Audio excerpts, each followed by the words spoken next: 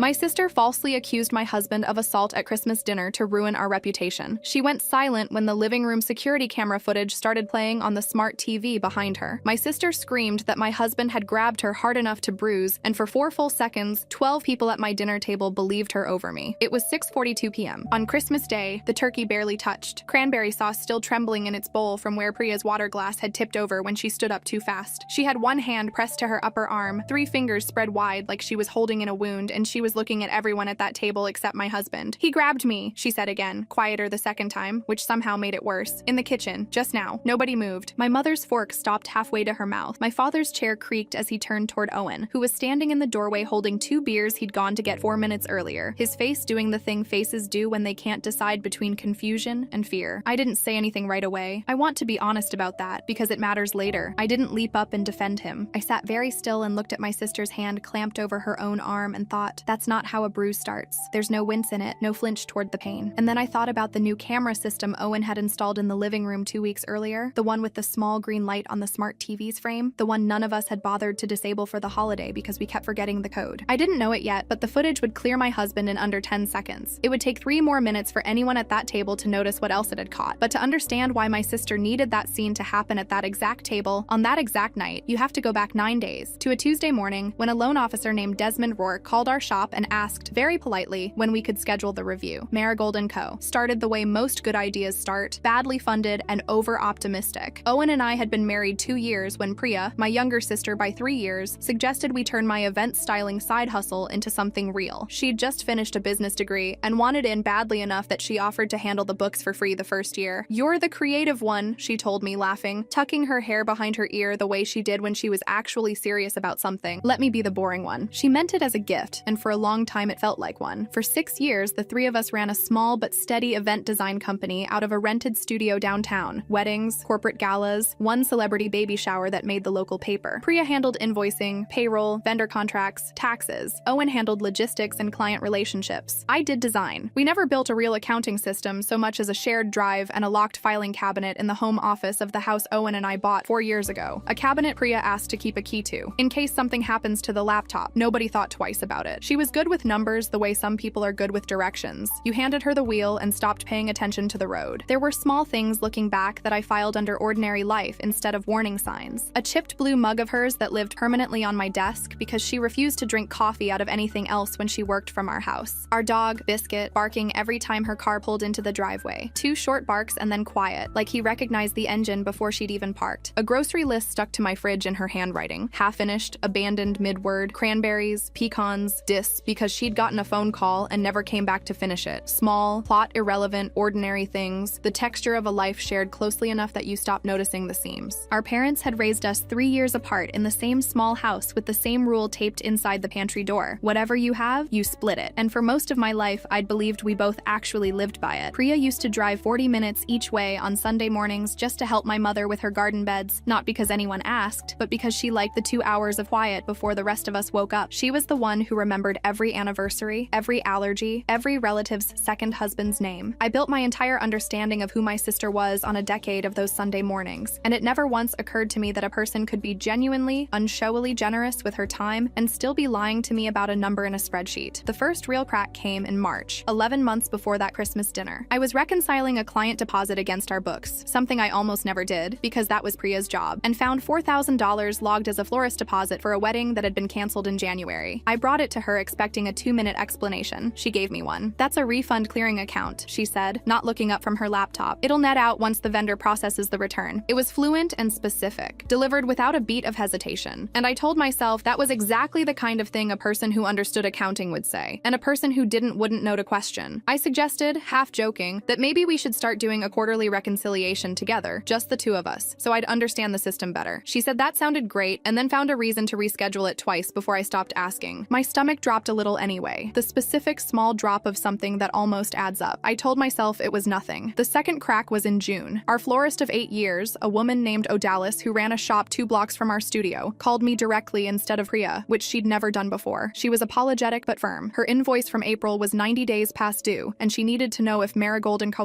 still wanted to work with her, because she couldn't keep extending credit to a client who wouldn't pay. I checked the books that night after Priya had gone home. The invoice showed paid, dated in May, with a check number attached. I called the bank the next morning and asked, as casually as I could manage, whether a check with that number had ever cleared. It hadn't. No check with that number existed at all. My hands were not steady when I hung up the phone. When I asked Priya gently whether we might bring in an outside bookkeeper once a year just to double-check the big vendor accounts, she looked genuinely hurt. Said it felt like I didn't trust 6 years of work she'd done for free the whole first year, and I dropped it before I'd even finished asking. She wired Odalis the money herself that same afternoon from her personal account, apologizing for a transposed digit. It looked on paper like generosity. It felt in my chest like watching something close over a hole before I could see how deep it went. The third crack wasn't about money at all, or didn't look like it. Through the summer, Priya started needling Owen in small, deniable ways. A comment at Sunday dinner about how some people just aren't built for budgets. A joke to our mother about the honeymoon Owen and I had taken 2 years earlier that Priya, out of nowhere, called ambitious for our tax bracket. Owen laughed it off each time. I laughed it off each time. Once, in July, I actually pulled her aside and asked her to stop. Told her it was starting to feel less like teasing and more like something else. She looked at me like I'd accused her of a crime and said I was being oversensitive, that Owen could take a joke, that I was the one making it weird. I let it go because the alternative felt like starting a fight I didn't have the language for yet. But I started noticing that every jab landed on the same theme. Owen spent money he shouldn't. Owen wasn't careful. Owen was the reason the business ran tight some months. Nobody had ever told me the business ran tight. I hadn't asked. The fourth crack arrived with an actual name attached to it. Desmond Rourke, a loan officer at Cascadia Business Bank, who called in October about the expansion line of credit we'd applied for 8 months earlier, so we could finally buy our studio space instead of renting it. He said the underwriting team wanted an independent financial review before final approval, standard for a loan this size, nothing unusual, he assured me. I relayed the message to Priya, expecting relief, since she'd been the one pushing hardest for the expansion. Instead, she went quiet, then said the timing was terrible with the holiday season coming, then spent 20 minutes explaining, unprompted, why an outside accountant wouldn't understand how we do things. I suggested we just move the review up ourselves, get ahead of it, clear the air before the bank's people ever touched the books. She said she'd look into scheduling and never did. I told myself she was just protective of the systems she'd built. My throat was tight through the whole conversation, and I couldn't have told you why. The fifth crack ran straight through my marriage. By December, Owen and I were having the kind of low, careful arguments that happen when two people can feel something wrong in a house but can't locate it. He felt shut out of financial conversations Priya and I had without him. He tried twice to sit down with her one-on-one and clear the air himself. She canceled both times, once for a headache, once for no reason she offered at all. I felt caught in the middle, defending a sister I'd started, quietly, to doubt, and a husband I refused to let anyone turn into a villain in a story I didn't understand yet. 2 nights before Christmas, Owen asked me directly, "Do you trust your sister with our money?" I said yes. I have never been less sure of a yes in my life. That was where things stood on Christmas Day. An audit 9 days out that Priya clearly didn't want, a sister who'd started flinching at the word review, a husband who'd started flinching at the word Priya. None of us had said the word audit out loud at that table yet. My father did without knowing what he was setting off, somewhere around the mashed potatoes. "So when's this bank thing happening?" he asked Priya, refilling his wine. "The loan review? Next week," I said, before Priya could answer. The 10th. That was when Owen got up to get more beer, and Priya's chair went back so fast it nearly tipped, and 4 minutes later she was standing with her hand clamped over her arm, telling 12 people my husband had hurt her. My mother's hand flew to her mouth. My father stood halfway out of his chair, jaw tight, looking at Owen like he was recalculating 6 years of Christmases in real time. My Aunt Rowan actually said, out loud, "I always thought there was something off about him," which was news to everyone at that table, including, I'm fairly sure, herself. My cousin Simone pulled her phone out like she was already deciding whether to call someone. Owen just stood in the doorway holding 2 beers, saying my name like it was a question he needed me to answer for him. "Inez, say something," my mother said, and her voice cracked on my name in a way that told me she'd already decided which of us she believed. Priya had folded herself into her chair by then, chin down, shoulders curved inward, the posture of someone absorbing a blow rather than delivering one, and it was a good performance. Good enough that I felt, for one disorienting half-second, my own certainty wobble. Owen set the beers down on the sideboard with a care that looked, to a room already primed against him, like the deliberateness of a guilty man trying not to seem rattled. I didn't argue. I didn't defend him yet, not with words. I looked at my sister's face, really looked at it, the particular stillness underneath the distress, like someone reciting something rehearsed in a car on the drive over, and I asked one question, as calmly as I could make my voice go. Was the living room camera on? It wasn't really a question for the room, it was a question for Priya, and I watched it land exactly the way I'd hoped, a half-second too long before she answered, "I don't know. Why does that matter?" When 30 seconds earlier she'd apparently been too distraught to speak in full sentences. Owen's phone was already out. He'd installed the system, he knew the app, and his hands were shaking hard enough it took him 3 tries to cast the feed to the smart TV mounted over our fireplace. The footage came up time-stamped, 6:36 p.m. to 6:42 p.m., a wide-angle shot of the empty living room and the sliver of of hallway beyond it, leading toward the kitchen. For 6 full minutes, nothing happened in that hallway that matched a single word Priya had said. Owen walked through it once, alone, at 6:38, heading toward the kitchen. He walked back through it alone at 6:40, 2 beers in hand, the exact path he'd claimed. Priya never appeared in frame at all, not going toward the kitchen, not coming back from it, not anywhere near the spot where she said his hand had closed around her arm. Nobody at the table said anything for a moment. Then my father said very quietly, "Priya, where were you?" That was when I noticed it too, because the camera's field caught a narrow sliver of the hallway leading the other direction, toward my home office. And at 6:34, 2 full minutes before Owen ever left the table, Priya crossed through that sliver of frame alone, went into the office, and didn't come back out until 6:41, 1 minute before she stood up screaming. "Why were you in Inez's office?" my aunt asked, the same aunt who'd been so sure about Owen 90 seconds earlier, her voice gone flat and different now. "That's where you keep the—" She stopped herself, but everyone at that table had eaten enough Christmas dinners in this house to know exactly what was in that office. The filing cabinet, the paper backups, the key Priya had kept for 6 years that nobody had ever asked to see used. Priya didn't answer right away. She looked at the screen, then at me, then at the door, and I watched something move behind her eyes. The particular calculation of someone realizing the story they built is standing in a burning room. "I was looking for a stapler," she said finally, and even she seemed to hear how small it sounded next to a bruise she no longer had. My mother started crying, the confused, whiplashed crying of someone who doesn't know yet which daughter to comfort. My father just kept saying, "a stapler," over and over, like the word itself had stopped making sense. Aunt Rowan, who 90 seconds earlier had been so certain about Owen, now wouldn't look at Priya at all. Priya grabbed her coat off the back of her chair and said she wasn't going to sit there and be interrogated in her own family's house, and left through the front door into 14-degree weather without her purse, which my mother chased down the driveway to give her 20 minutes later, both of them standing under the porch light in coats zipped over pajama pants. My mother saying something I couldn't hear, and Priya shaking her head at all of it. I want to say I confronted her right there in front of everyone, with all the righteous clarity this deserved. I didn't. Harold Nakamura, our business attorney of 6 years, told me the next morning exactly why that instinct, even hours late, had been the right one to resist. "Don't confront her again before Naomi looks at the books," he said when I called him at 7 a.m. on the 26th, apologizing for the hour before I'd even said hello. "Not because I don't believe you, because if this is what it sounds like, anything you say to her now could get characterized later as coaching a story out of her, and I am not handing her lawyer that gift." I hired Naomi Cole, a forensic CPA with 14 years of experience untangling exactly this kind of mess, instead of waiting for whatever accountant Cascadia Bank would have assigned us. Harold recommended her within the hour. She started on the 27th, working out of our home office for 3 days. The same office, the same filing cabinet, now photographed and logged before a single folder came out of it, because Harold had insisted on documenting chain of custody from the first afternoon, in case this stops being a family problem and starts being a legal one. Naomi worked the way I imagine a surgeon works, methodically and without visible alarm, laying 6 years of bank statements out across our dining table in overlapping fans, cross-referencing every deposit against every invoice against every vendor's own filings with the state, flagging anything that didn't reconcile with a small yellow tab. By the end of the first day, there were 41 tabs. By the end of the second, there were 63, and she'd stopped describing them to me individually because I kept having to leave the room. It stopped being a family problem on the second day. Naomi found the florist invoice from June 1st, the one Priya had personally covered out of generosity, except the wire that paid O'Dallas hadn't come from Priya's personal account at all. It had come from a business account none of us knew existed, a vendor entity called Larkspur Sourcing LLC, registered 18 months earlier, that Marigold & Co. had been paying invoices to for florals, rentals, and incidentals. That Larkspur Sourcing, according to the state registry, had no employees, no inventory, and no address that wasn't a mailbox rental 3 blocks from Priya's apartment. "How much?" I asked, and my voice didn't sound like mine. "I won't have a final number for a few more days," Naomi said, but conservatively, cross-referencing 18 months of Larkspur invoices against vendor deliverables I can actually verify, you're looking at somewhere north of $100,000 that never bought a single flower. My knees actually buckled. I sat down on the office floor in front of the filing cabinet my sister had asked to keep a key to 6 years earlier, and Owen sat down next to me and didn't say, "I told you so," which I have loved him for every day since. Harold brought in Detective Teresa Alvarez from the Financial Crimes Unit 4 days later, once Naomi's preliminary report gave them something concrete to open a file against instead of a family argument. Alvarez had 11 years with the unit, and the particular calm of someone who has heard 100 versions of the same story, and still treats each one like it's the first. She asked for the paper backups, the wire records, the Larkspur incorporation documents, 6 years of bank statements. She used phrases like chain of custody, and forensic accounting standard, and restitution versus prosecution, and made them sound like ordinary tools instead of threats. "Your sister have priors?" she asked, flipping through Naomi's report. "No," I said. "Nothing. She's never even had a parking ticket." "That's common," Alvarez said, not unkindly. "People don't usually start big. They start small enough to convince themselves it's borrowing." something. Then the amount gets too large to pay back quietly, and the fear of getting caught gets bigger than the shame of what they're doing. By the time we see it, it's usually been going on a long time. Desmond Rourke called twice that first week, and both calls were harder than I expected from a man I'd only ever spoken to about interest rates. Cascadia's compliance department, once Harold notified them in writing that a criminal investigation had opened into one of the business's principals, had to escalate the loan file to their own internal fraud review. A second audit stacked directly on top of Naomi's, run by an in-house examiner named Renata Osei, who spent 2 full days going through every document Naomi had already been through, because the bank, understandably, wasn't willing to take our forensic accountant's word for anything with their own money on the line. Rourke told me off the record that files like ours almost never survive a fraud flag intact. Most businesses don't get the loan after this, he said. They get the investigation instead. He didn't say it to scare me. I think he said it because he could hear, even over the phone, that I already knew. January 4th, 6 days before the bank's final deadline, Priya stopped answering anyone's calls. Harold's red was cautious hope. People who are about to disappear for good usually already have, he said. Detective Alvarez's red was blunter. People make the worst decisions of their lives in the week between getting caught and getting served. She had a way of saying things like that with a flatness that scared me more than shouting would have. We had, by Naomi's running count, $118,400 in confirmed, undeliverable Larkspur invoices going back 19 months. Money that had left our accounts and never come back as flowers or rentals or anything at all. We also had a business loan Cascadia Bank would only fund if our books were clean by January 10th, which meant every hour Priya stayed unreachable was an hour closer to losing both the money already gone and the money we needed to survive it. Harold laid it out for us on the phone the night of the 4th, and it did not feel like a business call. It felt like being handed a scale. You can file the police report tonight, he said. Detective Alvarez can have a warrant by morning if she wants to move fast, which forces the issue. Priya either surfaces to face it or she's a fugitive. And either way, the bank gets clean books and a paper trail showing you acted the moment you knew. Or you wait. You try to reach her yourselves, family to family, and risk the deadline passing with the discrepancy still unresolved on paper, which could kill the loan and maybe the business, regardless of what happens with Priya. Owen looked at me across the kitchen table, cleared now of everything Christmas had been, and said the thing I'd been too afraid to say myself. She accused me of putting my hands on her, Inez, in front of your whole family, to buy herself one more week before this exact conversation. I don't think we get to protect her from a decision she already made for us. 4 days. That was what we had left when Harold hung up. 4 days to decide what kind of sister I was going to be for the rest of my life. I called my mother first, hoping she'd have heard from Priya, and she hadn't, and the not knowing in her voice was its own kind of answer. I called Priya's number one last time myself, standing in the driveway in the cold because I couldn't do it inside the house, and it rang 4 times and went to a voicemail box that was already full. My hands would not stop shaking while I dialed Detective Alvarez, not from fear of Priya anymore, from the strange, specific grief of watching yourself do the right thing to someone you love. Priya turned herself in on January 6th, 2 days later, with Harold present as a courtesy neither of us fully understood until he explained it afterward. He'd quietly reached out to her criminal defense attorney the day before, professional to professional, to make sure the surrender happened calmly instead of on our mother's porch with flashing lights. She was booked on 4 counts of embezzlement and 1 count of financial identity fraud, tied to the unauthorized Larkspur registration, and released the same night on a $15,000 bond posted, of all people, by her high school best friend. I went to the arraignment because Harold said I should, for the record, not for her, and sat 4 rows behind my sister in a courtroom that smelled like carpet cleaner, watching a public defender enter a not guilty plea on her behalf in a voice as flat as a grocery list. Priya didn't turn around once. She wore a gray sweater I didn't recognize, and her hair was pulled back in a way she never wore it, and for exactly 1 moment, while the judge read the case number into the record, I missed her so completely and so uselessly that I had to look at the ceiling tiles until it passed. The number Naomi eventually certified, after the bank's own auditors combed through everything a second time as a condition of releasing the loan, wasn't $118,000. It was $142,600. Once they traced a second shell company, smaller and only 4 months old, that hadn't touched Marigold & Co.'s accounts at all. It had skimmed $11,000 from a client's wedding deposit, an actual bride named Colette, who'd trusted us with her late mother's inheritance to pay for peonies that never got ordered, and who Owen and I ended up sitting across from in March, in Harold's conference room, apologizing for something neither of us had done and both of us now owned. Colette cried through most of that meeting, not out of anger, though she had every right to it, but because the money had been the last thing her mother left her, and she'd wanted it spent on something that would have made her mother happy. We couldn't undo what Priya had done, but Harold structured a settlement out of Marigold & Co. His own insurance and a personal contribution from Owen and me that covered the full $11,000, plus the cost of redoing her florals with Odalis, who, when she heard the whole story, insisted on doing the wedding at cost. Colette hugged me on her way out of that conference room, which undid me more than the crying had. She sent us a photo from the wedding in June. She used peonies. I have never looked at a peony the same way since, and I don't think I ever will again. The reason, when it finally surfaced in Priya's proffer to prosecutors, offered in exchange for a plea that spared everyone a trial, was smaller and sadder than any of us had braced for. No secret gambling gambling habit, no glamorous double life. She'd co-signed a loan for a boyfriend 2 years earlier, before any of us had even met him, to help him start a food truck business that failed within 8 months, and left her holding $40,000 of debt she was too proud to tell any of us about. He was long gone by the time the first payment came due, moved to another state, stopped answering. And Priya, according to Harold, who read us the summary over the phone because none of us could bear to be in the same room as the actual transcript, told the prosecutor she'd have rather gone bankrupt in front of strangers than admit to her own sister that she'd made that kind of mistake with money. The first diversion had been meant to cover a single loan payment, one time, an emergency. She told the prosecutor she genuinely believed that first month she'd pay it back before anyone noticed a gap that small. Then a second payment came due before the first was replaced, and a third before the second, the way debt compounds faster than good intentions do, until Larkspur Sourcing LLC existed not as a plan, but as a patch that needed constant repatching. By the time the amount was too large to pay back quietly, the fear of being caught had grown bigger than the shame of what she was doing. The exact shape Detective Alvarez had described to me weeks earlier, before any of us knew the details, like she'd seen this precise, sad architecture 100 times before. The Christmas accusation, it turned out, had been calculated from the start. She'd known the bank's review was coming. She needed something loud enough and ugly enough that if Owen or I ever found the Larkspur discrepancies and tried to raise them afterward, it would read as retaliation, a scorned brother-in-law and his wife lashing out at the woman who'd survived his assault. She hadn't planned on a smart TV with 6 unedited minutes sitting quietly behind her the entire time. In May, Priya pleaded guilty to 2 of the 5 counts in exchange for the others being dropped, and Judge Priscilla Ames approved a restitution structure instead of active prison time. 8 years of court-supervised payments, garnished from wages at whatever job she could find with a felony attached to her name now, plus the forfeited bond applied toward the total. Marigold & Co. survived the bank's review, technically, on the strength of Naomi's cleaned-up books and Harold's letter explaining exactly what had happened and exactly what we'd done the moment we knew. Cascadia approved the loan in April. We own the studio now. My Aunt Rowan called Owen in June out of nowhere and apologized for what she'd said at that table. The something off about him she'd been so sure of, 90 seconds before the footage proved her wrong. He accepted it more graciously than I would have. I've stopped expecting that kind of grace to be the norm. I think it's just who he is. Naomi Cole stayed on as Marigold & Co.'s permanent accountant at Owen's insistence because he said he wasn't interested in ever again being a business partner with someone whose numbers only one person in the room could see. My mother still asks every few months, in the careful voice of someone testing whether a bruise has healed, whether I've heard from Priya. I have twice, a card in April with no return address, and a single restitution payment that arrived 4 days early in July, which Harold said was either a very good sign or meant nothing at all, and which I've decided for my own sake to read as the first one. We hosted Christmas again this year. Same house, same dining room, same smart TV mounted over the fireplace, still recording, because none of us has found a reason yet to turn it off. There were 10 of us at the table instead of 12. Nobody said Priya's name out loud, but everybody was aware of the 2 empty chairs the way you're aware of a missing tooth, with your tongue, without meaning to. My father raised his glass around 8 o'clock and said something about being grateful for what was left of the family in the room, and I looked at Owen across the table and I thought about that first night, the wine glass shattering, the 4 seconds where 12 people believed her over me. This time, when the truth needed the room to believe it, all 10 of us already